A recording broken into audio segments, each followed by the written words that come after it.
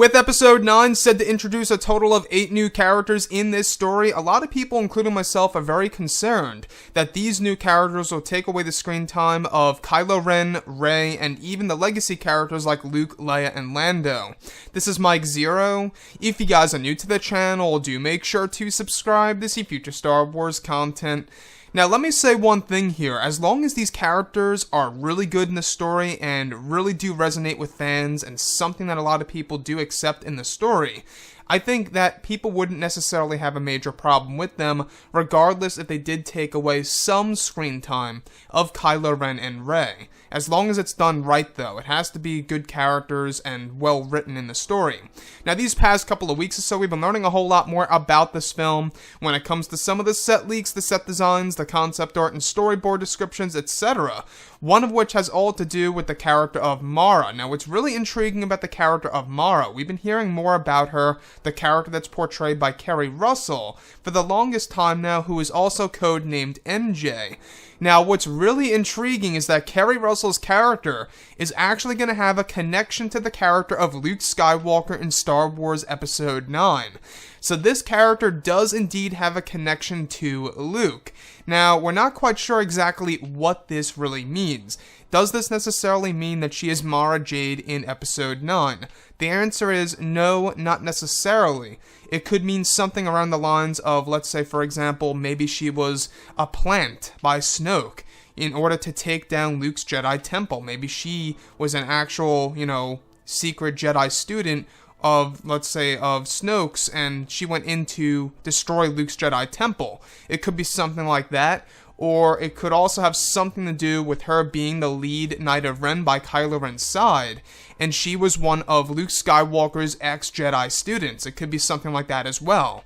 So those are my two big guesses right now, is that she was sent in by Snoke to train with Luke Skywalker to become a Jedi, or she was indeed an ex-Knight of Ren, or an ex-Jedi, I guess you could say, that became a Knight of Ren, that was or used to be connected to the character of Luke Skywalker.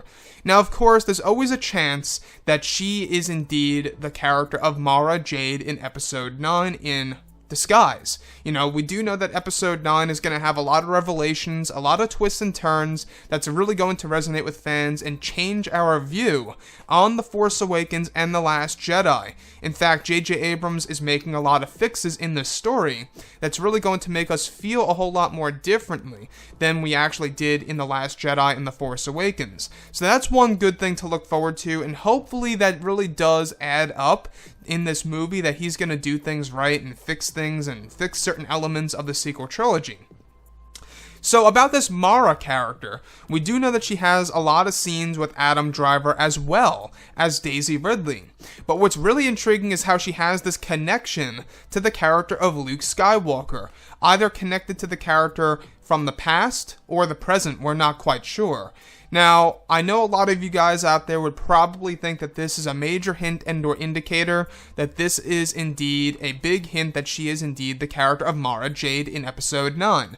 I don't want to jump to that point or to that conclusion too fast because I feel like that Mara Jade is something that they're not going to explore in Episode 9, at least the Mara Jade that we all know and love in the EU. Sure, they could develop their own version of Mara Jade, that's definitely for certain. They could do that if they really wanted to, but if they did that, I think a lot of fans would really get very angry and mad at JJ and Chris Terrio for doing that, so I'm not quite sure if they would even mess with that. Not even to mention, I don't think Timothy Zahn would even allow it. I'm not quite sure. So, looking at Episode 9 as a whole, we do know that this movie has a lot of surprises, a lot of cameos, a lot of EU and Legends material coming into play here. So that is another thing to take into note here. A lot of EU and Legends material will be used in this movie, so that this way, there is a lot of different worlds and a lot of different characters from the Legends that's actually coming into play for Star Wars Episode 9. So there is a possibility that, one of those EU characters is going to be Mara Jade. Possible as well. So, Mara Jade, or this Mara character, codenamed that, in Episode 9, the fact that Keri's character has a connection to Luke Skywalker, I think is really exciting, and I think it's something that really is mind-boggling right now.